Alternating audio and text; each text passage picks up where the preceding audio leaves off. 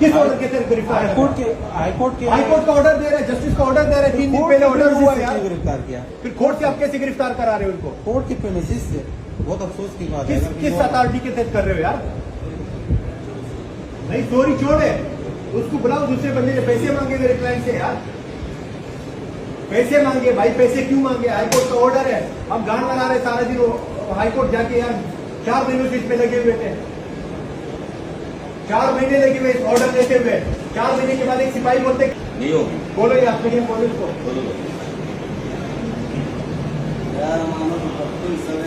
तो यार दाब हम जरूरी नहीं गिला का सर नदी नील बालक